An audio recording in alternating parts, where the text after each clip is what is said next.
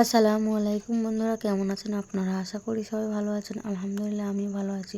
আবার একটি নতুন ভিডিও নিয়ে আপনাদের সঙ্গে চলে এসেছি মিজানুর রহমান আজারির ওয়াজ। আপনারা যারা যারা মিজানুর রহমান আজারির ওয়াজ শুনতে ভালোবাসেন তারা ফুল ভিডিওটি দেখতে থাকেন, আশা করি ভালো লাগবে। মালিক তুমি জান্নাতে, তোমার পাশে আমায় একটি ঘর বানিয়ে দিও, একটি ঘর বানিয়ে দিও। সে বিভীষিকাময় মহাদিনে তোমার কাছে তুমি টেনে নিও। মালিক তুমি জান্নাতে, তোমার পাশে। ইন্নাল হামদালিল্লাহ নাহমাদুহু ওয়া নাস্তাঈনুহু ওয়া নাস্তাগফিরুহু ওয়া নু'মিনু বিহি ওয়া নাতাওয়াক্কালু আলাইহি ওয়া নাউযু বিল্লাহি মিন শুরুরি আনফুসিনা ওয়া মিন সাইয়্যিআতি আ'মালিনা মান ইয়াহদিহিল্লাহু ফালা মুদিল্লা লাহু ওয়া মান ইউদ্লিল ফালা হাদিয়া লাহু أي فلن تجد له وليا مرشدا ونشهد أن لا إله إلا الله وحده لا شريك له هو الذي لا ضد له ولا ند له لا مثل له ولا مثيل له لا وزير له ولا كفيل له لا شبه له ولا شبيه له لا ولد له ولا والد له وهو الواحد الفرد الصمد لم يلد ولم يولد ولم يكن له كفوا أحد ونشهد أن سيدنا ونبينا وحبيبنا وبشيرنا ونذيرنا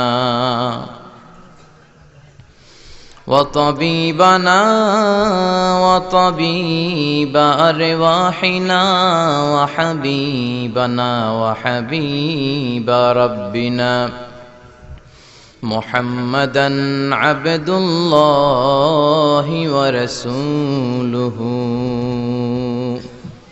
أرسله بالحق بشيرا ونذيرا وداعيا إلى الله بإذنه وسراجا منيرا أما بعد فقد قال الله تعالى في كلامه المجيد وفي فرقانه الحميد أعوذ بالله من الشيطان الرجيم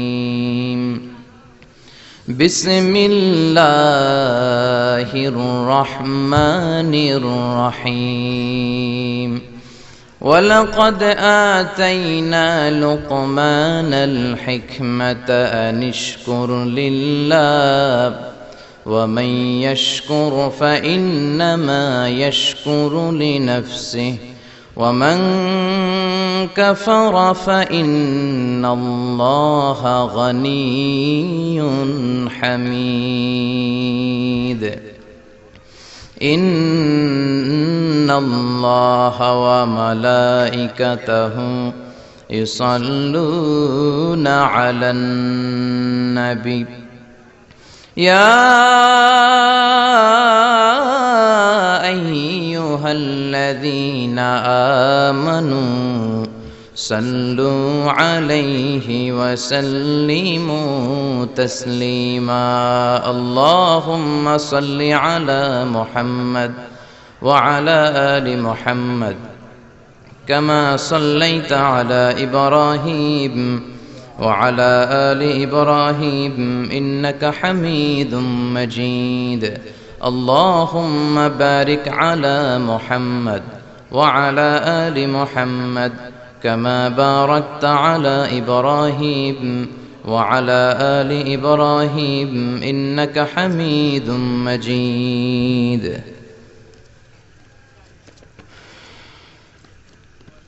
2 দিন ব্যাপী তাফসীরুল কোরআনের মাহফিল উত্তর নাগাইশ জামে মসজিদ সংলগ্ন।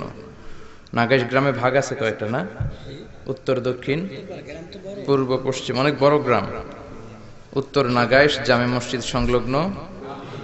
আজকে দ্বিতীয় রজনীতে কথা বলেছেন হযরত মাওলানা মুশতাক ফয়েজী বাদ মাগরিব, কথা বলেছেন পীর সাহেব নাগাইশ দরবার, কথা বলেছেন আমার আকদি আল্লামা ডক্টর হেফজুর রহমান প্রিন্সিপাল হাজীগঞ্জ কামিল মাদ্রাসা চাঁদপুর। চমৎকার কথা বলেছেন, আমি শুনছিলাম।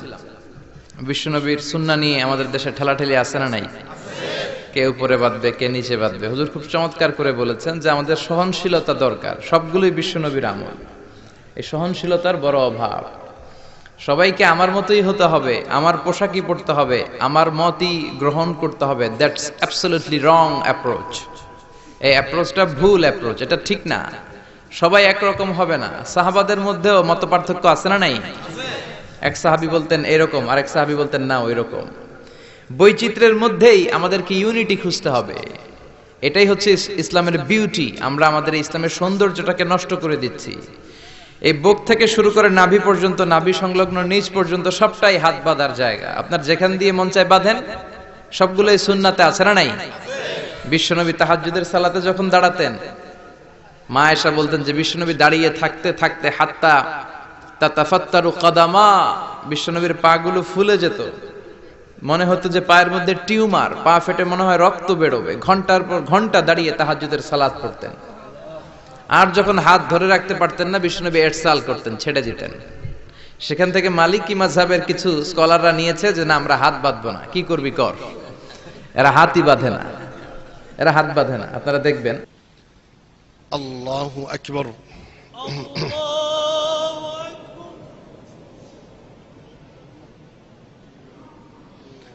বিসমিল্লাহির রহমানির রহিম। আলহামদুলিল্লাহি রাব্বিল আলামিন আর রহমানির রহিম।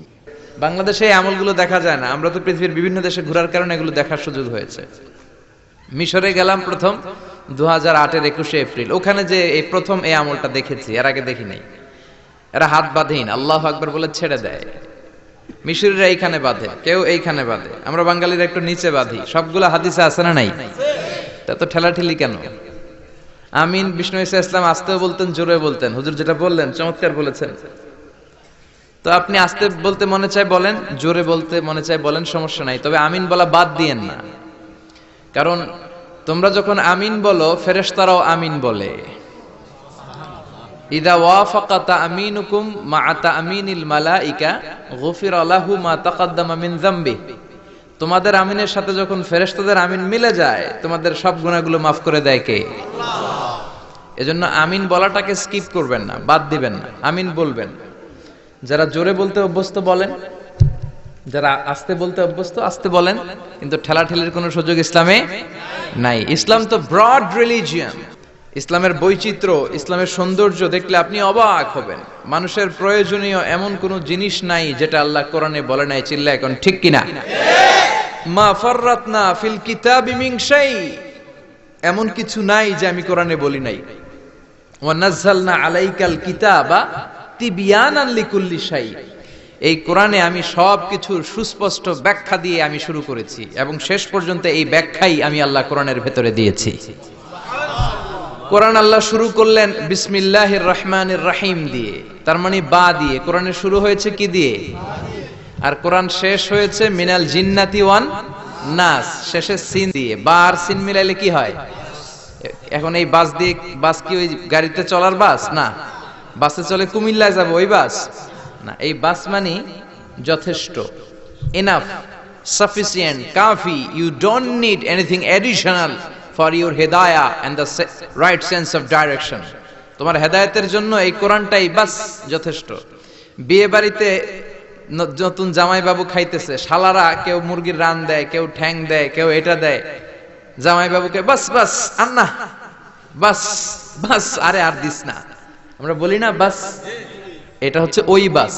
বাস মানে এনাফ, বাস মানে সাফিসিয়েন্ট, বাস মানে কাফি, মানে আল্লাহ বা থেকে বিসমিল্লাহির রহমানির রহিম দিয়ে সিন পর্যন্ত মানে মিনাল জিন্নাতি ওয়ান নাস পর্যন্ত যা বলে দিলেন বাস যথেষ্ট, সাফিসিয়েন্ট, কিলাকিলির কোনো সুযোগ নাই। চিল্লা এখন ঠিক কিনা? সব বলেছেন, যা দরকার সব বলেছেন। অনেক আগের কাহিনী আল্লাহ বলেছেন। সুলাইমান আলাইহিস সালামের সময়ে কি করতেন, বালকিস কি করেছে, হুদহুদ পাখি কি করেছে, আদম আলাইহিস সালাম কি করেছে, নূহ আলাইহিস সালাম কি করেছে, সাইয়েদনা ইব্রাহিম কি করেছে, মানে স্টোরি। এই স্টোরি গল্প কোরআনের ভেতরে আছে না নাই?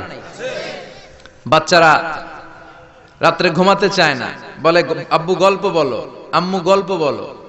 তো আপনারা এই কোরআনের স্টোরিগুলো শোনাবেন, ইসলামের স্টোরিগুলো শোনাবেন, এক এক রাতে এক এক নবীর জীবনী শোনাবেন। এখন ওই বিড়ালের গল্প শোনাই, শিয়াল মামার গল্প।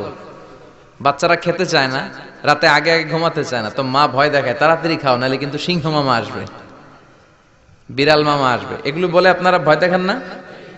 ওমরে ফারুক যখন মদিনার খলিফা, ওমরে ফারুক যখন মদিনাতে পিস এস্টাবলিশ করলেন, শান্তি প্রতিষ্ঠা করলেন, মদিনার মায়েরা যখন বাচ্চাদেরকে ঘুম পাড়াতো, তারা কখনো বলতো না বাঘ আসতেছে ঘুমাও, সিংহ মামা আসবে ঘুমাও। মদিনার মহিলারা বলতো তাড়াতাড়ি ঘুমাও, ওই যে ওমর আসতেছে ওমর।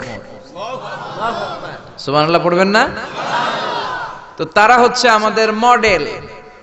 এখন আমরা এদেরকে মডেল বানাই না। আল্লাহ বলেন দরাবাল্লাহু মাসালাল লিল্লাযিনা আমানু ইমরাতা ফিরআউন। গোটা বিশ্বের সব মুমিন নারীদের জন্য আল্লাহ ফেরাউনের বউকে মডেল বানিয়েছে। কি নাম? আসিয়া। আহা, আল্লাহর সামনে একবার মাথা নত করেছে, পৃথিবীর কোন শক্তির সামনে মাথা নত করে নাই। আসিয়া এবং ফেরাউনের ফিনান্স মিনিস্টার, অর্থমন্ত্রীর বিবি লুকিয়ে কালিমা পড়েছে, সাইয়েদনা মূসা আলাইহিস সালামের উপর ঈমান এনেছে। ফেরাউন শুনে দুইজনকে ডেকে নিয়ে আসলো, অর্থমন্ত্রীর বউয়ের সাথে দুধের বাচ্চা, বলল দুইজন নাকি ঈমান এনেছো লুকিয়ে লুকিয়ে, এক আল্লাহরে ছাড়ো, আমি ফেরাউনরে সেজদা দাও। এরা বলল জীবন যাবে কিন্তু ঈমান যাবে না, জীবন দিব কিন্তু ঈমান দিব। প্রথমে ধরলো অর্থমন্ত্রীর বউকে, তাড়াতাড়ি আমার পায়ে সেজদায় লুটিয়ে পড়ো। সে বলে না, জীবন যাবে ঈমান যাবে না। বলল তাই নাকি, দেখি তোমার ঈমানের কত পাওয়ার। জল্লাদরে বলল কড়াইয়ের ভেতরে আগুন গরম করো, তৈল গরম করো, দুধের বাচ্চাটারে টেনে নিয়ে তেলের মধ্যে ছেড়ে দাও। কল্পনা করতে পারেন? দুধের বাচ্চাকে মায়ের বুক থেকে ছিনিয়ে নিয়ে তেলের মধ্যে ফালাচ্ছে, বাচ্চাটা রোস্ট হয়ে যাচ্ছে, আর বাচ্চাটা বড় মানুষের মতো মাকে বলছে মা চিন্তার কারণ নাই, এটা উত্তপ্ত তেল নয়, এটা জান্নাতের বাগান। ভয় নাই মা, তুমি চলে আসো, তুমিও লাফিয়ে পড়ো, শাহাদাতের পেয়ালা থেকে মিষ্টি সুধা পান করো। মহিলার ঈমান আরো বেড়ে গেল। সে বলল আমি, জীবন যাবে ঈমান যাবে। ফেরাউন বলল তোর ঈমান কত আমি দেখে নেব। এই মহিলাটাকেও উত্তপ্ত তেলের মধ্যে ছেড়ে দেয়। বাকি রইল ফেরাউনের বউ আসিয়া। আসিয়ারে ফেরাউন বলল আসিয়া, এক আল্লাহর ইবাদত ছাড়ো, আমারে সেজদা দাও। আসিয়ারও এক কথা, জীবন দিব ঈমান দিব। ফেরাউন বলে আসিয়া তোরে উলঙ্গ করব, বউ হয়েছিস, আই ডোন্ট কেয়ার। হাজার হাজার মানুষের সামনে নিজের বউকে উলঙ্গ করলো, তক্তার মধ্যে উলঙ্গ বউকে শুইয়ে হাতের মধ্যে পেরেক ঢুকালো, পায়ের মধ্যে পেরেক ঢুকালো, এক একটা পেরেক ঢুকায় তক্তার মধ্যে ছিদ্র হয়ে ঢুকে আর ফিনকি দিয়ে রক্ত বেরোয়। আসিয়া চিৎকার মারে। ফেরাউন বলে তাড়াতাড়ি আসিয়ারে তেলের মধ্যে ফেল। আল্লাহ বললেন জিব্রাইল যা, জান্নাতটা তুলে নিয়ে আসিয়ার চোখের সামনে ধর, আমার আসিয়া জান্নাত দেখে দেখে যেন আমার কাছে আসে। মালিক তুমি জান্নাতে, তোমার পাশে আমায় একটি ঘর বানিয়ে দিও, একটি ঘর বানিয়ে দিও, সে বিভীষিকাময় মহাদিনে তোমার কাছে তুমি টেনে নিও মালিক, তুমি জান্নাতে তোমার পাশে আমায় একটি ঘর বানিয়ে দিও। পড়েন আমিন। এই জন্য আসিয়াকে রব্বুল আলামিন গোটা বিশ্বের সব নারীদের জন্য মডেল বানালেন। তার মানে কাফেরের বউ মুমিন নারীদের মডেল, আবার নবীর বউ লূত আলাইহিস সালামের বউ নূহ আলাইহিস সালামের বউ কাফের নারীদের মডেল। সুবহানাল্লাহ কইবেন না? এজন্য ইসলাম হচ্ছে অনেক ব্রড মাইন্ডেড। এই কোরআনের মধ্যে আল্লাহ সব দিয়েছে, আপনার যা দরকার। এই ফেরাউনের স্টোরিগুলো কোরআনের ভেতরে আছে না নাই? নূহ আলাইহিস সালামের ঘটনা আছে না নাই? তো বাচ্চাদেরকে সিংহ মামার গল্প, বিলায়ের গল্প না শোনায় কোরআনের গল্প শোনাবেন, নবীদের গল্প শোনাবেন। ছেলেগুলো ভদ্র হবে, ইসলাম শিখবে, আল্লাহওয়ালা হবে। চিল্লা এখন ঠিক কিনা? যা দরকার আল্লাহ সব বলে দিলেন, আর বললেন বাস যা বলার সব বলে দিছি, নতুন করে আর কিছু বলবো না, মারামারি করার কোনো সুযোগ নাই। চিল্লা এখন ঠিক কিনা? আমরা এখন ফতুয়া দিতে ব্যস্ত, বলি ও কাফের, ও কাফের, ও 10 কারণে কাফের, ও 20 কারণে কাফের। এই কাফের মরলে তার কবর দেয়া হলে কবরের উপর যে ঘাস উঠবে মাটিতে, ওই ঘাস যদি কোনো গরু খায়, ওই গরু যে দুধ দিবে, দুধ যে খাবে ওইটাও কাফের। এরকম উল্টাপাল্টা ফতোয়া আছে না নাই? এগুলো করা যাবে না। কোরআনের পথে আসতে হবে। কোরআন হচ্ছে আমাদের জন্য সমাধান। যা দরকার সব দিলেন। সাগরের অতল গহ্বরে কি আছে, প্রশান্ত মহাসাগরের নিচে কি আছে, পোর্টোরিকোতে কি আছে, আটলান্টিকের মারিয়ানা ট্রেঞ্চে কি আছে, আটলান্টিকের ঝঞ্ঝা বিক্ষুব্ধ সাগর বারমুডা ট্রায়াঙ্গেলের ভেতরে কি আছে, আল্লাহর কোরআনে আছে না নাই? কেমন গুলো তিমি মাছগুলো ঘুরে সাগরের ভেতরে, কি কি খনিজ সম্পদ দিয়েছেন, কি কি পানি দিয়েছেন, কোথায় কোথায় ক্যাকটাস দিয়েছেন। জিওগ্রাফিক্যাল চ্যানেলগুলো লোকজন দেখতে চান, এগুলো দেখবেন। দেখবেন যে সাগরের ভিতরে কত অভূতপূর্ব, কত কিসিমের, কত ডিজাইনের মাছ আল্লাহ বানিয়েছে। একটা মাছের কালারের সাথে আরেকটার মিল নাই। কোনটা সোনালী, কোনটা সবুজ, কোনটা কালো, কোনটা সাদা। আবার এমন মাছ আছে ওই মাছের মধ্যে টাচ করলে ইলেকট্রিক্যাল শক করে। কোন সুবহানাল্লাহ। ওই মাছ আপনি ধরতে পারবেন না। ওই মাছ যদি আপনি ধরেন ইলেকট্রিক্যালি শক করবে, আপনাকে ছেড়ে দিতে হবে। আবার উড়ুক্কু মাছ আছে, উড়ুক্কু মাছ, এটা সাগরের উপর দিয়ে উড়ে, যতক্ষণ মন চায় উড়ে, আবার লাফ দিয়ে পানির ভেতরে ঢুকে। চিল্লায় বলেন আল্লাহু আকবার। আল্লাহ বললেন সাগর জলের অতল গহ্বরের কথা বললাম, পৃথিবীর মধ্যে যা যা আছে, সাগরের কথা, মরুভূমির কথা, পাহাড়ের কথাও বললাম। বড় বড় পাহাড়ের কথাও কোরআনে আছে না নাই? আল্লাহ বললেন ওয়াজআলনাল জিবালা আওতাদা, পাহাড়কে আমি পেরেকের মতো বানিয়েছি। পেরেক যদি কাঠের মধ্যে ঠুকে দেন, পেরেকের বেশিরভাগ চলে যায় কাঠের ভিতরে, সামান্য মাথাটা বাইরে থাকে। ঠিক তেমনি পাহাড় দুনিয়াতে উপরে দেখা যায় যতটুক, তার 3 ডবল মাটির নিচের পাহাড় থাকে। আমরা জানি না। মাউন্ট এভারেস্ট 29,035 ফিট, কি বিশাল সাগর মাথা, নেপালে অবস্থিত। এই 29,035 ফিট যদি উপরে হয়, তার 3 ডবল পাহাড় আছে মাটির নিচে। চিল্লায় এখন আল্লাহু আকবার। দ্য বায়োলজিক্যাল অ্যাসপেক্ট অফ মাউন্টেইনস, কেমন করে আল্লাহ পাহাড় বানালেন। জাবালে আবু কুবাইস আল্লাহ প্রথমে বানালেন, যে পাহাড়ের ভেতরে মক্কার কাবা ঘরের যে হাজারে আসওয়াদ, বন্যার সময় এই পাহাড়ের ভেতরে আল্লাহ লুকিয়ে রেখেছিলেন। এই সিলসিলাতুল জিবাল এখান থেকে শুরু হলো। গোটা বিশ্বের সব জায়গায় আল্লাহ পাহাড় ছড়িয়ে দিলেন, মরুভূমি ছড়িয়ে দিলেন। মহাকাশের কথা আল্লাহ বললেন, সুপারনোভার কথা আল্লাহ বললেন, ব্ল্যাক হোলের কথা আল্লাহ কোরআনে বলেছেন। এই যে বিশাল বিশাল তারার কথা আমরা শুনি, সূর্য পৃথিবী থেকে 13 লক্ষ গুণ বড়। ব্যাটেলজিউস, ইটা ক্যারিনা, বৃহস্পতি, কত বড় বড় তারা। এই তারাগুলো ঘুরতে ঘুরতে ব্ল্যাক হোলের রেঞ্জের মধ্যে যদি ঢুকে যায়, ছোট্ট বাচ্চার মুখে চকলেট দিলে বাচ্চা চকলেট যেমনি চুষে ফেলে, ব্ল্যাক হোল এই বিশাল দৈত্য আকারের তারাগুলোকে 1 সেকেন্ডের মধ্যে চুষে শেষ করে ফেলে। এই কথাগুলো কোরআনে আছে না নাই? তাহলে সাগরের নিচের কথা বললেন, পৃথিবীর উপরে যা দেখা যায়, বায়োলজিক্যাল অ্যাসপেক্ট অফ মাউন্টেইনস এর কথা বললেন, ডেজার্টের কথা বললেন, সাহারা মরুভূমির কথা বললেন, পাখির কথা বললেন, প্রাণীর কথা বললেন। আমাদের যা দরকার সব কোরআনে দিয়েছে কে? মায়ের পেটে আমরা ছিলাম। Embryology, how the little embryo develops in mother's womb, মায়ের পেটে বাচ্চা কিভাবে বড় হয় সেটাও বললেন। এজন্য কোরআন হচ্ছে আমাদের জন্য সমাধান। আপনি যত বিপদেই পড়েন, কোরআনের ভেতরে সমাধান আছে না নাই? সমাধান চাও যদি জীবনে মরণে ফিরে যাও খুঁজে নাও চোখ রাখো কোরআনে if you want a solution this দুনিয়া এন্ড আখিরা go back have a look to the holy কোরআনে সুবহানাল্লাহ। এজন্য ইসলামকে আপনি কোন একটা গণ্ডির মধ্যে সীমাবদ্ধ করতে পারবেন না। শুধু বাংলাদেশের ইসলামটা দেখেই আপনি পুরো ইসলামের ব্যাপারে একটা ব্রড সেন্স আনতে পারবেন না। আপনি হজে যান, উমরায় যান, দেখবেন কত দেশের মানুষ, কত মতের মানুষ, কত দলের মানুষ, কত মাযহাবের মানুষ। আব্দুর রহমান আস-সুদাইস নামাজ পড়াচ্ছে, তার পেছনে আমরা যারা নিচে বাঁধি তারাও আছি, উপরে বাঁধে তারাও আছে, যারা বাঁধে না তারাও আছে, ঠিক কিনা? যারা আমিন বলে তারাও আছে, আমিন আসতে বলে তারাও আছে, যারা দাড়ি বড় রাখে তারাও আছে, রাখে না তারাও আছে, ক্লিন শেভ যারা মারে তারাও আছে, শার্ট পরে যারা চলে তারাও আছে, টি শার্ট পরে তারাও আছে, জুব্বা পরে তারাও আছে, পুরুষ আছে, নারীও আছে, সুন্নি আছে, শিয়া আছে, কিন্তু মারামারি নাই, ঠিক কিনা? তো হজে যে যেটা দেখলেন ওইটা দেশে আনা যায় না একটু কষ্ট করে? হজের মধ্যে যে শিক্ষাটা আপনি গ্লোবাল ইসলামকে দেখলেন। ইসলাম হচ্ছে গ্লোবাল, বিশ্বজনীন, কালজয়ী ধর্ম। এটাকে একটা ছোট্ট জায়গার মধ্যে, একটা দেশের মধ্যে, সিঙ্গেল টেরিটরির ভেতরে, একটা মতের ভেতরে সীমাবদ্ধ করার কোনো সুযোগ নাই। চিল্লায় বলেন ঠিক কিনা? বিশ্বনবী যা শিখিয়েছেন তাতেই কল্যাণ। যতগুলো সুন্নাত বিশ্বনবী দেখিয়েছেন ততগুলোই কল্যাণ। কেউ বিশ্বনবীর এই সুন্নাতটা মানবেন, আপনারা আরেকটা মানলেন, আপনারা আরেকটা মানলেন, সবার মধ্য দিয়ে সুন্নাত জীবিত থাকবে। সুবহানাল্লাহ চিল্লায় পড়েন। এজন্য ইসলাম নিয়ে দলাদলি করবেন না তো।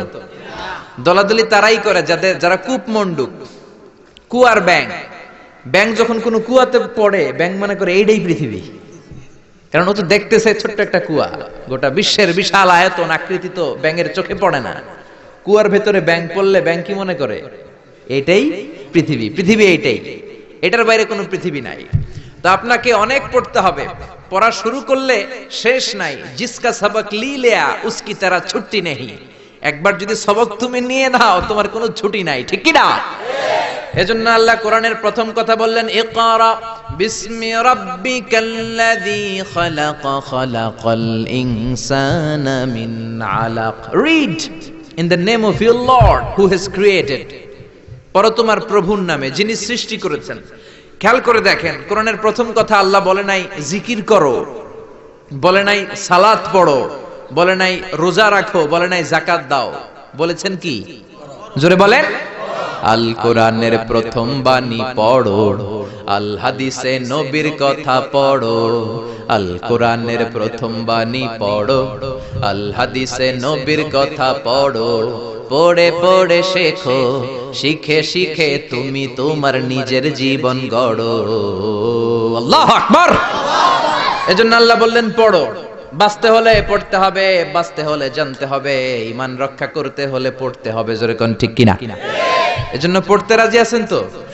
যে বেশি পড়ে সে কথা বলে কম, ঠিক কিনা?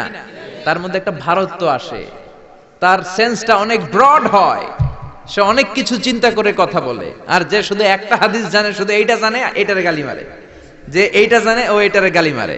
কারণ কূপমণ্ডু, কুয়ার ব্যাং, ও মনে করে এটাই পৃথিবী, এটার বাইরে আর কিচ্ছু নাই। এরকম কপাল পড়া ডাকাই তাছাড়া নাই। এদের সাথে ইসলামের কোনো সম্পর্ক নাই। ইসলাম হচ্ছে ব্রড। আপনাকে পড়তে হবে, প্রতিদিন একটা করে হলেও হাদিস পড়বেন, প্রতিদিন একটা করে হলেও কোরআনের বঙ্গানুবাদ পড়বেন। রাজি আছেন তো? রাজি আছেন? রাজি আছেন? রাজি আছেন? আপনি যদি না পড়েন আপনি বাঁচতে পারবেন না।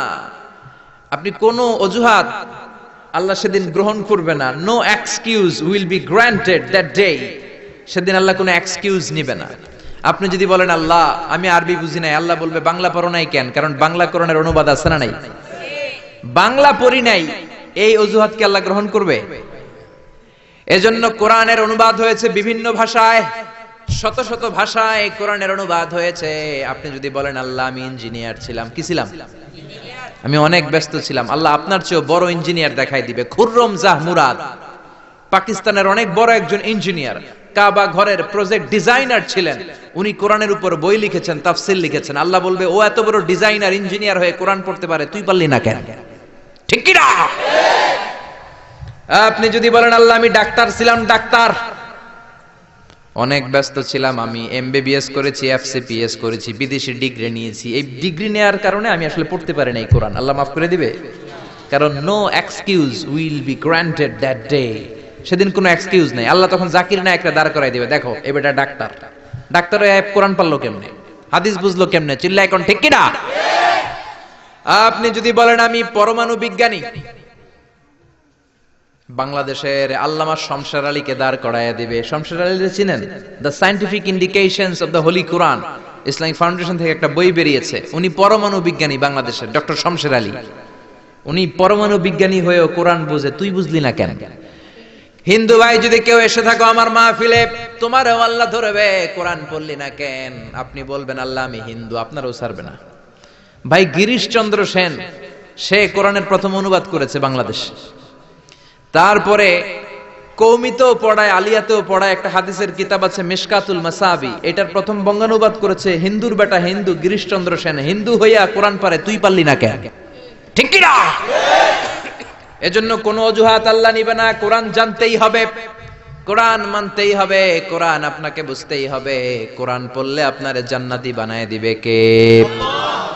আল্লাহ আমাদেরকে বোঝার তৌফিক দান করুক। আজকে সভাপতি মাওলানা মোহাম্মদ নুরুল ইসলাম, সাবেক খতিব, নাগাইশ কেন্দ্রীয় ঈদগাহ, অসুস্থ। আচ্ছা, আল্লাহ ওনাকে সুস্থ করে দেখ। কেউ অসুস্থ হলে বিশ্বনবী পড়তেন আল্লাহুম্মা রব্বান নাস আযহিবিল বাস ইশফি আনতা শাফি লা শিফা ইল্লা শিফাউক শিফাউন লা ইগাদিরু সাকামা। আবার পড়তেন আসআলুল্লাহাল আযীম রব্বাল আরশিল আযীম আইয়াশফিয়া। এজন্য অসুস্থ হলে এই দোয়াগুলো করে দিবেন। ঝাড়ফুঁক করবেন, ঝাড়ফুঁক ইসলামে আছে, তাবিজ তোমার ইসলামে নাই। এগুলোর ব্যাপারে বলবো আজকে আমরা। অনেকে তাবিজ লাগা অনেকগুলো, এদিকে 5টা, গলায় 5টা, হাতে 5টা, তারপরে আমাদের কাছে নিয়ে আসে, হুজুর একটু দোয়া করেন ছেলের জন্য। কি হয়েছে? কে হুজুর কথা শোনে না, অসুস্থ থাকে প্রায়। তো যেই তাবিজ লাগাইছেন এগুলার ভারে ওজন এমনি তো অসুস্থ থাকবে পোলা, ঠিক কিনা? তাবিজ ছিঁড়ে ফেলবেন। বেশিরভাগ তাবিজগুলোর মধ্যে দেখবেন ওই যে মোমবাতি দিয়ে আটকায় দেয় না, খোঁচায় খোঁচায় খুলবেন, খুইলা দেখবেন ভিতরে কি লেখছে জানেন? জাফরানের কালি দিয়া 7, 8, 9, 3, 4, 5। কয় হুজুর এগুলো কোরআনের আয়াতের সংক্ষেপে লেখছে। তোরে সংক্ষেপে লেখার পারমিশন দিয়েছে কে? কে দিয়েছে পারমিশন? 786 নাকি বিসমিল্লাহ হয়? 1 কোটি বার 786 লেখলেও একটা বিসমিল্লাহ সমান হবে? বিসমিল্লাহরে সংক্ষেপ করলেও 786। আবার হরে কৃষ্ণ হরে রাম এটারে সংক্ষেপ করলেও 786। চিল্লা এখন ঠিক কি না?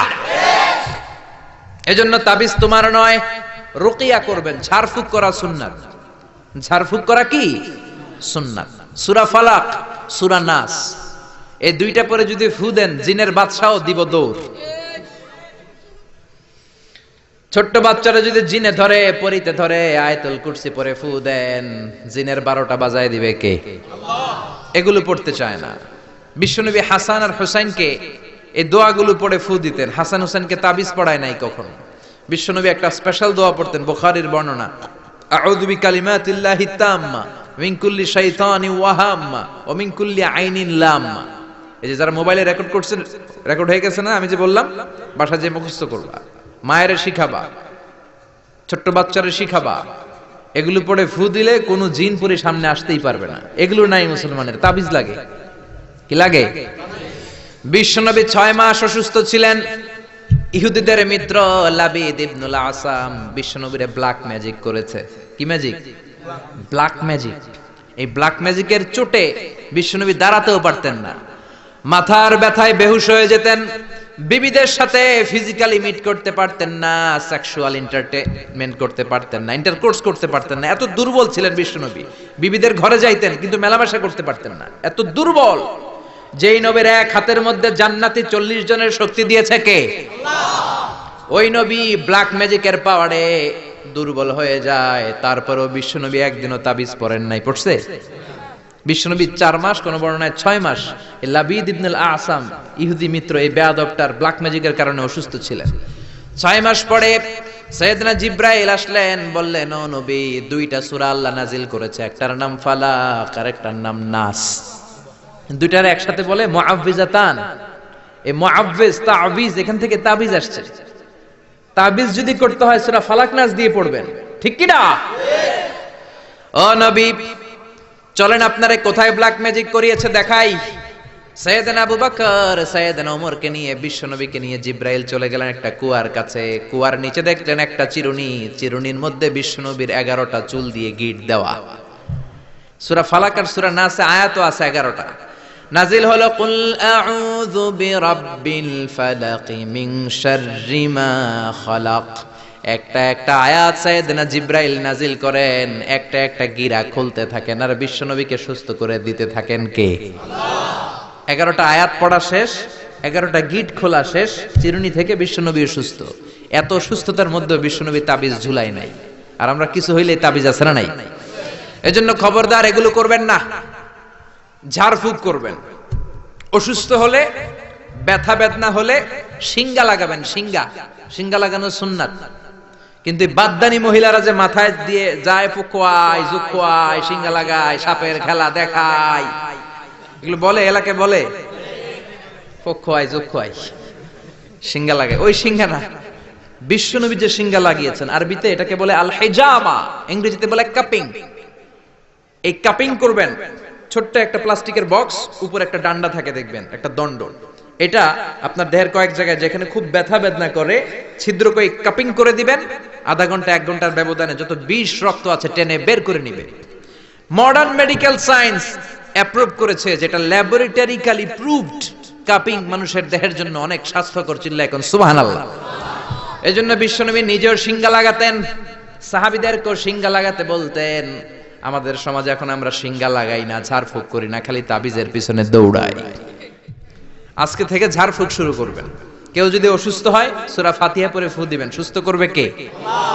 বিশ্বনবীর হাতে একবার বল্লা পোকা কামড় দিল, ব্যথার চোটে নবী কাতরায়। মা আয়েশারে বললেন, আয়েশা লবণের পানি গরম দাও, হাতের মধ্যে ঢালো। বিশ্বনবী সূরা ফাতিহা পড়তে লাগলেন আর ফু দিতে লাগলেন। মা আয়েশা লবণের পানি ঢালতে লাগলেন। মা আয়েশার লবণের পানি ঢালাও শেষ, বিশ্বনবীর সূরা ফাতিহা পড়াও শেষ, আঙ্গুলের ব্যথাও। মা আয়েশা বললেন, নবী আপনি সূরা ফাতিহা পড়ে ফু দিলেই তো ভালো হয়ে যায়, আমারে কষ্ট দিলেন কেন? আমার লবণের পানি গরম করতে বললেন কেন? বিশ্বনবী বললেন, আয়েশা লবণের পানির মধ্যে সোডিয়াম ক্লোরাইড আছে। It's a very natural pain killer, natural vaccine. লবণের ভিতরে কি থাকে? সোডিয়াম ক্লোরাইড থাকে। এটা আপনার পেইন কিলারের কাজ করবে। ব্যথার মধ্যে লবণ সিদ্ধ দিয়ে পানি ঢালেন, সুস্থ করে দিবে কে? আয়েশা, এই পানি দিয়ে চিকিৎসা হয় আর সূরা ফাতিহা পড়ে ঝাড়ফুঁক হয়। চিকিৎসার ঝাড়ফুঁক দুইটার সমন্বয়ে রোগ ভালো করে কে? আল্লাহ। অনেকে বলে, হুজুর দোয়া করেন আমার জন্য অসুস্থ। কি রোগ? কয় ক্যান্সার। চিকিৎসা করছেন নি? কয় না, খালি দোয়া করেন আপনি। আমি বললাম, আমার দোয়াতে আপনার ক্যান্সার ভালো হবে না, আপনাকে চিকিৎসাও করতে হবে, তারপরে হুজুরের কাছে দোয়াও চাইতে হবে। দুইটার সমন্বয়ে রোগ ভালো করে কে? বিশ্বনবীর সাহাবারা সফরে গেলেন, পথিমধ্যে দেখলেন অনেক মানুষের ভিড়। মানুষকে সরিয়ে এক সাহাবী ভেতরে ঢুকলেন। বুখারীর বর্ণনা। ঢুকে দেখে এক লোক শুয়ে আছে, সবাই মন্ত্র পড়ে ফু দেয়। সুমন্তর সু কালী কুত্তার গু। এরকম সুমন্তর সু আছে না নাই? সাহাবী বললেন, কি হয়েছে তোমাদের?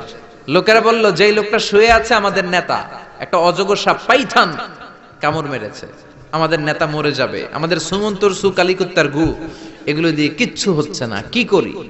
বুখারীর বর্ণনা।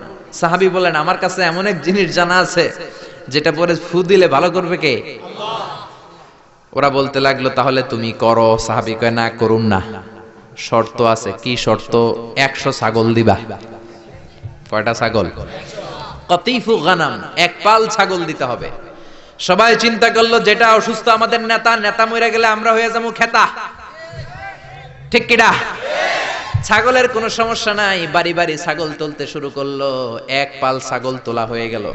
এবার সাহাবীরা ডেকে বলে, যাও ঝাড়ফুঁক করো। বিশ্বনবীর সাহাবী ওযু করে জিজ্ঞেস করলো, কোন জায়গায় কামড় দিয়েছে? পায়ের এই জায়গায় কামড় দিয়েছে।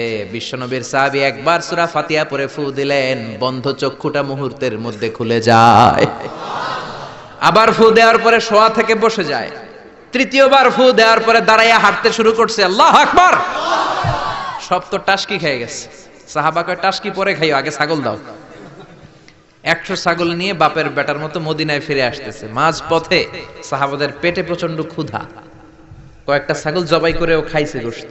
এখন চিন্তা করলো, হায় রে, কোরআন বেচা যে ছাগল লইলাম, এটা জায়েজ হয়েছে কিনা খাওয়াটা? বিশ্বনবীর মাসালা জিজ্ঞেস করার দরকার আছে না নাই? মদিনায় যে বিশ্বনবীর দরবারে হাজির, সালাম দেয়, ও নবী সফর থেকে এসেছি, এমন এমন ঘটনা, 100 ছাগল এনেছি, ফাতিহা দিয়ে ঝাড়ফুঁক করেছি, জায়েজ হয়েছে কিনা বলেন। ছাগলের গোশত সবার পেটে ঢুকে গেছে আমাদের, এখন মাসালা দেন তাড়াতাড়ি। বিশ্বনবী বললেন জায়েজ হয়েছে মানে কোরআনের দাম বাড়ায় আসছো মিয়া, ছাগলের গোশত কিছু থাকলে আমার ঘরেও দিও। আল্লাহু আকবার। এজন্য ঝাড়ফুঁক আছে যেখানে আমরা আছি, কিন্তু সেই ঝাড়ফুঁক হইতে হবে কোরআন দিয়ে, কি দিয়ে? নাকি সুমন্তর সু? মনে থাকবে, মনে থাকবে। আল্লাহ সহি সমঝ দান করুক, পড়ি আমিন। এবার আমরা সরাসরি কোরআন থেকে শুনবো। আমি শুরুতে সূরা লোকমান থেকে একটা আয়াত তেলাওয়াত করেছি। এই সূরা লোকমানের আলোকে কিছু কথা আপনাদের সাথে শেয়ার করব, পড়েন ইনশাআল্লাহ। আরো জোরে ইনশাআল্লাহ। সূরা লোকমান কোরআনের 21 পারার সূরা, 31 নম্বর সূরা, আয়াত আছে 34টা, রুকু আছে 4টা। আমরা দ্বিতীয় রুকু থেকে কথা শুনবো। সূরাটা মাদানী নয়, সূরাটা মাক্কি। সূরাটা কি? মানে হিজরতের আগে অবতীর্ণ হয়েছে। কোরআনে ব্যক্তির নামে মোট 8 সূরা। কয় সূরা? সবাই বলেন না। 8টা সূরা ব্যক্তির নামে, এর মধ্যে 6টা হচ্ছে নবীর নামে, 2টা ওলির নামে। 6টা নবীর নামে, এক হচ্ছে সূরা ইউনুস, সূরা ইউসুফ, সূরা হুদ, সূরা নূহ, সূরা মুহাম্মদ, সূরা ইব্রাহিম। এই 6টা কাদের নামে? নবীর নামে। আর 2টা ওলির নামে, একটা হলো মহিলা ওলি আর একটা পুরুষ ওলি। মহিলা ওলি হচ্ছে মারইয়াম, ঈসা আলাইহিস সালামের মা, ওনার নামে একটা সূরা আছে না নাই? কাফ হা ইয়া আইন সাদ আছে না নাই? আর একটা হচ্ছে পুরুষ ওলি, তিনি হচ্ছেন লোকমান আলাইহিস সালাম। কোন সুবহানাল্লাহ। লোকমান আল হাকিম, আল্লাহ ওনাকে অনেক জ্ঞান দিয়েছেন, অনেক প্রজ্ঞা দিয়েছেন, অনেক মেধা দিয়েছেন, অনেক বুদ্ধিমত্তা দিয়েছেন। উনি ওনার ছেলেকে 10টা উপদেশ দিয়েছেন। এই উপদেশ বাণীগুলো আল্লাহর কাছে এত ভালো লেগেছে, আল্লাহ সরাসরি কোরআনের মধ্যে উপদেশগুলো তুলে ধরেছে। সুবহানাল্লাহ। বাড়িতে যে বলেন প্রজ্ঞার মোড়কে সুসজ্জিত 10টা উপদেশ বাণী, মহামূল্যবান উপদেশ বাণী। এখানে বাবা যারা এসেছেন, আপনারা সবাই আপনাদের ছেলেদেরকে এই উপদেশগুলো দিতে হবে। এখন থেকেই তাদেরকে কোরআন শিখাতে হবে। এজন্য ইসলাম বলে জন্ম নেয়ার পরে বাচ্চার কানে তুমি আজান দাও। যদিও বাচ্চার উপর এখনো তার আমলনামা শুরু হয় নাই, কিন্তু তার কানের সামনে ইসলামটা তুমি পৌঁছে দাও। এখনো তার নামাজ ফরজ না, রোজা ফরজ না, বড় হয় নাই, আমলনামা শুরু হয় নাই, কিন্তু জন্মের পরেই আজান, কারণ ইসলামটাকে কানের সামনে তুলে ধরো। 7 বছর বয়স হয়েছে, একটা সুন্দর নাম রাখো। সুন্দর নামের দরকার আছে না নাই? এখন সুন্দর নাম রাখতে চায় না। আজকে যার বাসায় খেলাম, ছেলের নাম আল ফারাবি, একজন বড় দার্শনিকের নামে নাম, খুব সুন্দর। এগুলো রাখবেন। লোকমান এই নাম রাখবেন। লোকমান নামটা কেমন লাগে? সুন্দর লাগে তো? এই ভালো ভালো নামগুলো রাখবেন, তাহলে ছেলেগুলোর ভদ্র বানাবে কে? এখন অনেক বাসায় গেলে বাচ্চাদের এমন নাম শোনা যায়, অবাক হয়ে যায়। চাচা গ্রাম থেকে শহরে আসছে ভাতিজার সাথে দেখা করতে, গ্রাম থেকে শাকসবজি নিয়ে আসছে। তো যাওয়ার পরে ভাতিজা নাস্তা দিচ্ছে চাচাকে, চাচা খান। চাচা নাস্তা খায় আর বলে, অনেকদিন পরে আসছি, তোমার নাকি 1 ছেলে 1 মেয়ে, আমার সাথে তো কোনোদিন দেখা হয় নাই, ডাকো না একটু দেখা করি। ভাতিজা ওদেরকে ডাক দিছে, ব্রাশ ফায়ার। ব্রাশ ফায়ার শুই না, চাচা খানা থিয়া দিছে দৌড়। ভাতিজা বলে, চাচা দৌড়ায়েন না, চাচা আইজো দৌড়, কাইলো দৌড়, জনমের দৌড়। চাচাও দৌড়ায়, ভাতিজাও দৌড়ায়। চাচা কয়, ভাতিজা বয়স আমার 80, আমারে তুই ব্রাশ ফায়ার করিস না। ভাতিজা বলে, চাচা এই ব্রাশ ফায়ার ওই ব্রাশ ফায়ার না, ছেলের নাম ব্রাশ, মেয়ের নাম ফায়ার।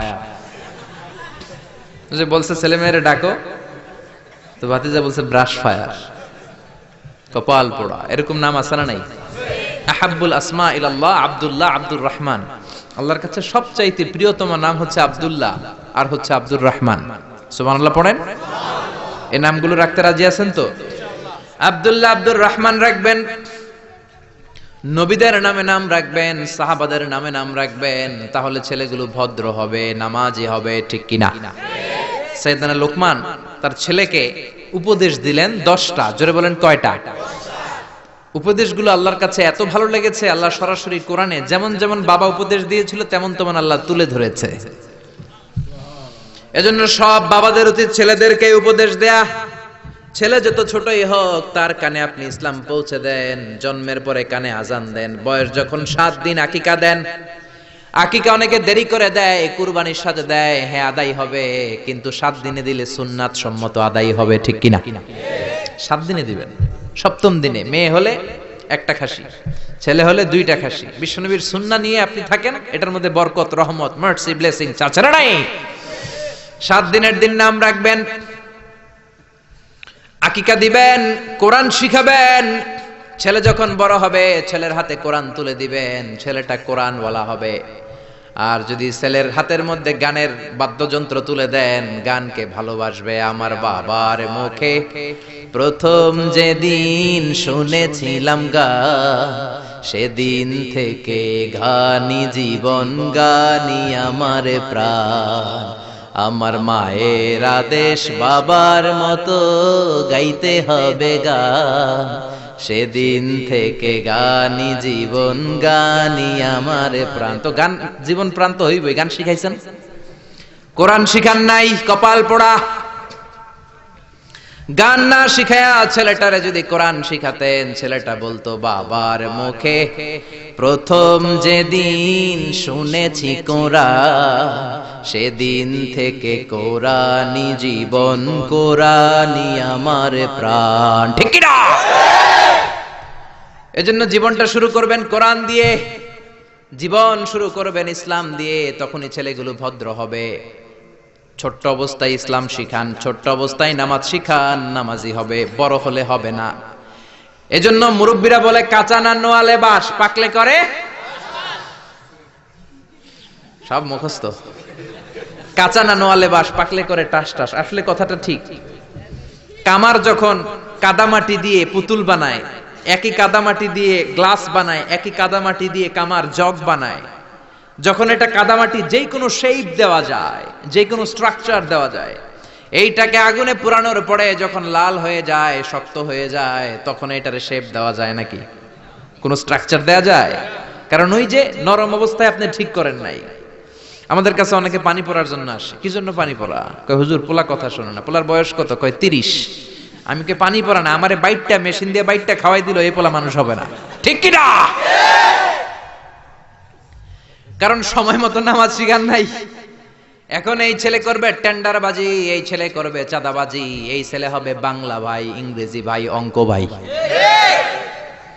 এই ছেলে হবে ডাকাত, এই ছেলে 31st নাইটে মেয়েদের ওন্না ধরে টানাটানি করবে, এই ছেলে ধর্ষণে সেঞ্চুরি করবে, এই ছেলে গাঞ্জার টাকা না পাইলে মায়ের লাথি মাইরা ঘর থেকে তাড়াবে। ছোট্টবেলায় শিখান নাই তো।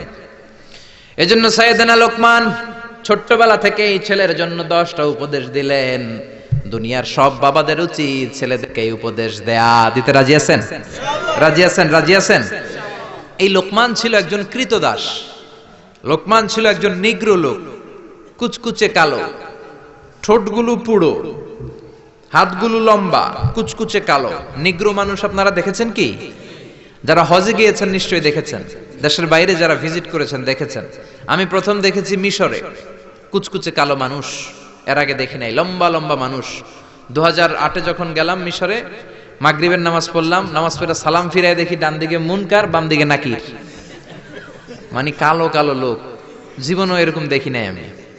104 দেশের ছাত্র একসাথে পড়তাম ওইখানে। প্রথম ওয়ালাদ-দাল্লিন সবাই কয় আমিন, আওয়াজ করে আমিন। অনেকে দিছে দৌড়। নতুন যারা বাংলাদেশে আওয়াজ শুনে ভয় পেয়ে গেছে, কি করবে না করবে। নতুন আমল যদি কেউ দেখে অনেকের মধ্যে এই অবস্থা ঘটে, ঠিক কিনা? কুচকুচে কালো মানুষ প্রথমে দেখলাম। এরকম কুচকুচে কালো ছিল সাইয়েদনা লোকমান আলাইহিস সালাম। দেখেন, কালো হওয়ার পরেও, একজন কৃতদাস গোলাম হওয়ার পরেও তার কথাগুলো কোরআনে দিয়েছে কে? তার মানে ইসলামে কালো সাদায় কোনো পার্থক্য নাই, ধনী গরিবে পার্থক্য নাই, লম্বা খাটোতে পার্থক্য নাই। পার্থক্য হলো তাকওয়ায়। যার কলিজায় তাকওয়া বেশি সেই আল্লাহর কাছে সেরা, ঠিক কিনা? কিয়ামতের দিন কি প্রধানমন্ত্রীর জন্য আলাদা লাইন, প্রেসিডেন্টের জন্য, এমপির জন্য? কিয়ামতের দিন লাইন দুইটা। কয়টা? আসহাবুল ইয়ামিন, আসহাবুশ শিমাল। একটা হবে ডানপন্থী আর একটা বামপন্থী। ডানপন্থীদের হাতের মধ্যে থাকবে লা ইলাহার পতাকা, আল্লিল্লাহে তাকবীর, আল্লাহু আকবার। আর বামপন্থীদের ওইখানে কিল ঘুষি আছে না নাই? দল দুইটা। ওই দিন হবে আসল খেলা, ফাইনাল খেলা, ঠিক কি না? এজন্য ইসলাম বলে there is no difference between black and white, between upper and lower, between the richer section of the society and poorer section of the society, between the prime minister, member of the parliament and rickshaw puller, factory labor.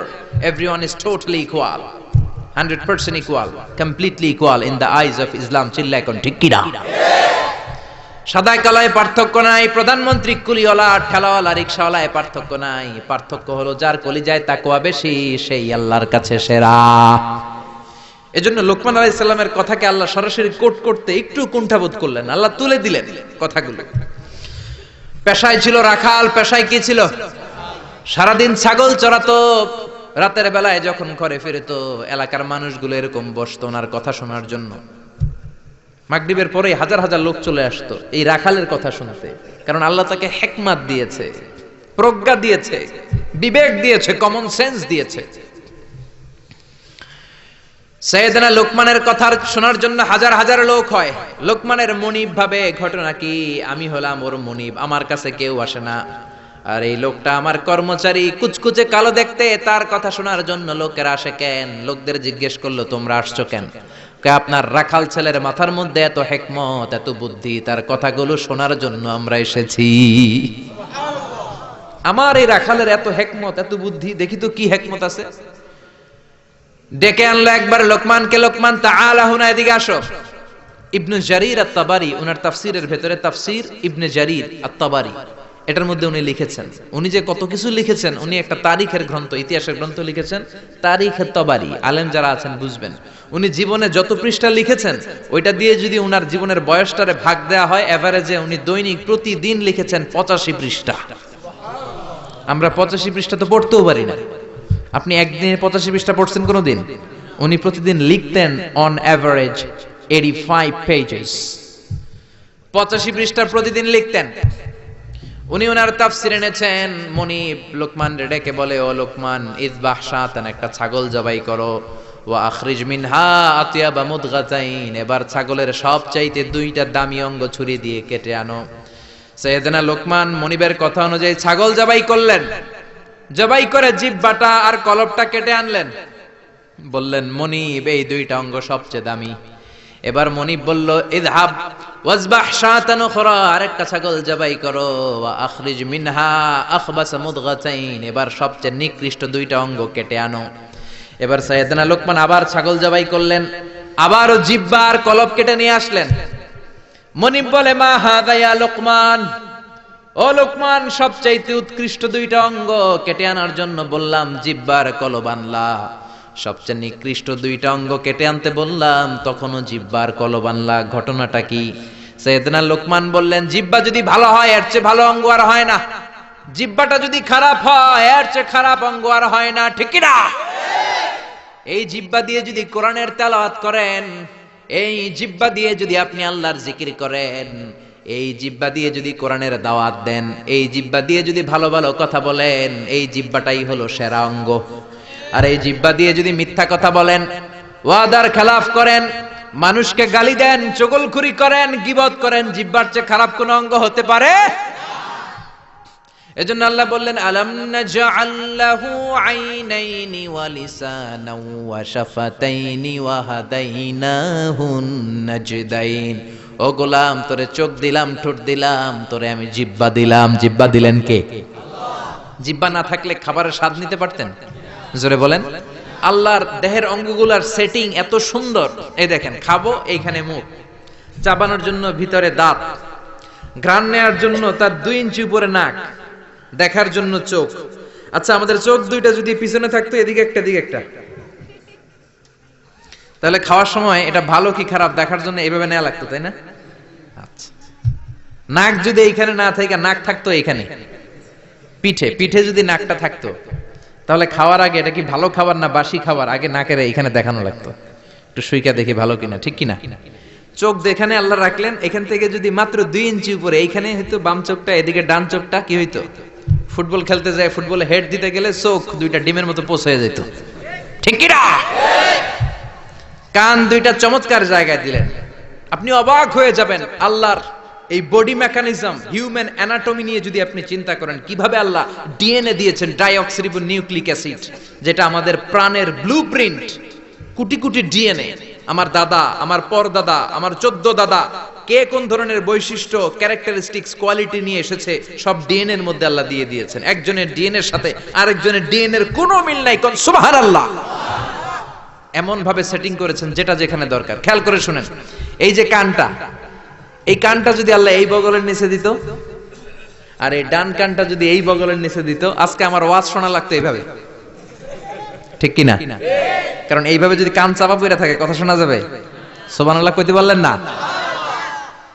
এজন্য আল্লাহ বললেন, আলাম নাজআল লাহু আইনাইনি ওয়া লিসানাও ওয়া শাফাতাইনি ওয়া হাদাইনাহুন নাজদাইন। তোরে জিহ্বা দিলাম, জিহ্বা দিয়ে স্বাদ নেয়ার সুযোগ দিলাম। আমাদের এই যে জিহ্বা, নরম নরম টিস্যু দিয়ে আল্লাহ জিহ্বাটারে বানিয়েছেন। এই জিহ্বার পার স্কয়ার সেন্টিমিটারে টেস্ট বার্ড আছে 84টা। সেই হিসাবে আমাদের পুরো জিহ্বা দিয়ে আমরা কয়েক হাজার ধরনের খাদ্যের স্বাদ আস্বাদন করতে পারি, কোন সুবহানাল্লাহ। এত নরম অঙ্গ দেহের আর দ্বিতীয়টা নাই। একটা চুল যদি জিহ্বার মধ্যে পড়ে যায় সেটাও টের পাওয়া যায়, জোরে কোন ঠিক কিনা? এজন্য রব্বুল আলামিন সাইয়েদনা মুসারে ডেকে বললেন, ও মুসা, তোর মেজাজ দিয়েছি গরম, কিন্তু জিহ্বা দিয়েছি নরম। ফেরাউনের কাছে যখন দাওয়াত নিয়ে যাবা, গরম মেজাজটা নিয়ে যেও না, নরম জিহ্বাটা দিয়ে নরম নরম ভাষায় দাওয়াত দিবা। فقولا له قولا لينا لعله يتذكر أو يخشى। ও মুসা, তুমি আর তোমার ভাই হারুন ফেরাউনের কাছে যখন যাবা, মেজাজ গরম দেখায় না। মেজাজ দিছি গরম, কিন্তু জিহ্বা দিছি নরম। নরম জিহ্বা দিয়ে নরম ভাষায় দাওয়াত দিবা, হয়তো ফেরাউনের কপালে খুলে যেতে পারে, ঠিক কি না? এজন্য লোকমান জিহ্বা কেটে এনে বলল, জিহ্বাটা সবচেয়ে ভালো আবার সবচেয়ে খারাপ। কলব কেটে এনে বলল, কলবটা সবচেয়ে ভালো সবচেয়ে খারাপ। কলবে যদি আপনি আল্লাহরে বসান, এই কলবের ভেতরে যদি আল্লাহরে জিকিরে বসান, এই কলবের মধ্যে যদি সবার জন্য ভালোবাসা থাকে, peace for all, love for all, no hatred for anyone, no jealous for anyone, কারোর জন্য ঘৃণা থাকবে না অন্তরে, সবার জন্য ভালোবাসা আছে না নাই? এই অন্তরে যদি সবার জন্য ভালোবাসা পুষে রাখেন, আল্লাহর জিকির দিয়ে যদি অন্তরটারে সমৃদ্ধ করেন, কলবের চাইতে দামি কোনো অঙ্গ আছে নাকি? এজন্য আল্লাহ বললেন, আলা বিযিকিরিল্লাহি তাতমাইন্নুল কুলুব। দুনিয়ার কোন জিনিস দিয়ে কলব ঠান্ডা হয় না একমাত্র জিকির ছাড়া। লা ইলাহা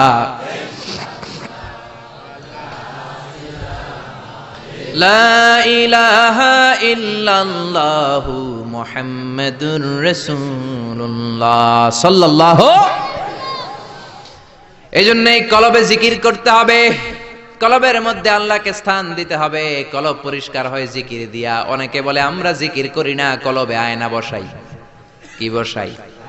আয়না বসাইয়া দে মোর কলবের ভিতর বাবারে। আছে না নাই?